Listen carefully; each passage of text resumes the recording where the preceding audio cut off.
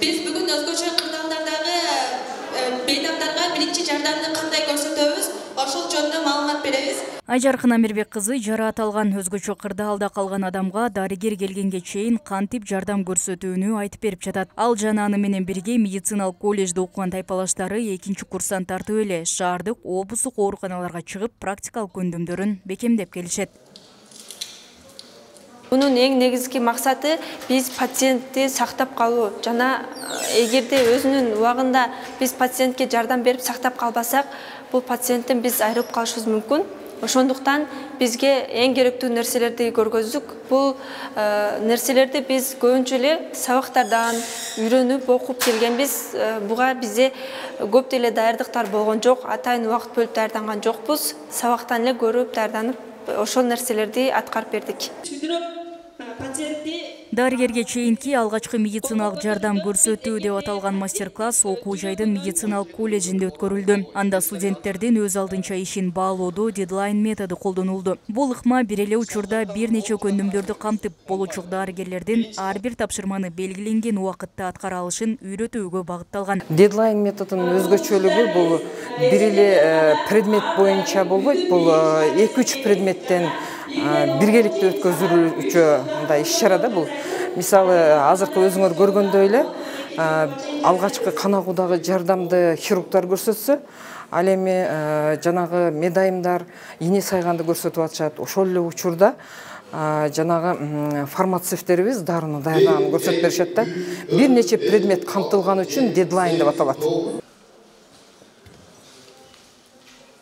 Иш-чарага студенттер бир жума даярданган. Бүгүн ийне саюу техникасы, жараат алган адамды туура көтөрүү жана коопсуз алып жүрүү, ошондой эле жараатты туура таңуу жана ооруну азайтуу ыкмаларын иш жүзүндө көрсөтүп беришти. Аэлин Абдибаитова белгилегендей, мындай көндүмдөрдү билүү ар бир адам үчүн маанилүү. Себеби өзгөчө кырдаалда дарыгер келгенче көрсөтүлгөн алгачкы жардам адам өмүрүн сактап калат.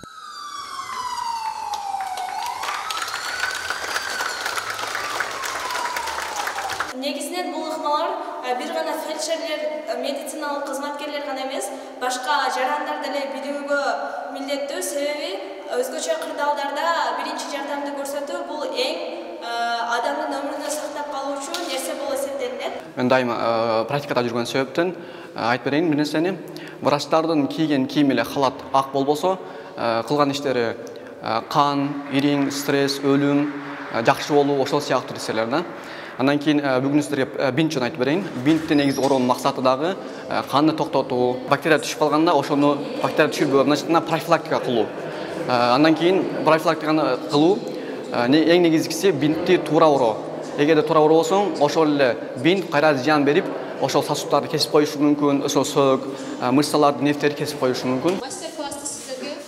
Студенттер мында практикалык көнүгүүлөрдү жасап, өзгөчө кырдаалда кандай аракет жасоо керектигин үйрөнүшөт. Бул аларга келечекте мыкты адис болууга даярдык берет.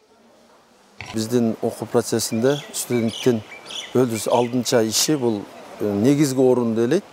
Ошондуктан биз студенттер өз колу менен кармап, көрүп, өздөрү ошол ролду аткарып, ушул темаларды алгачкы ошо медицина алгачкы ыкмаларды көрсөтүштү. Бул көрсөтүү менен биздин студенттерди ойлойм, өздөрүнүн кийинки дарылоо алдын алуу мекемелерине барганда жакшы жактарын көрсөтүп, ишке алып кетишет деген ойдобуз. Иш-чаранын соңунда активдүү катышкан студенттер жана мыкты даярдык көрсөткөн топтор сыйланды.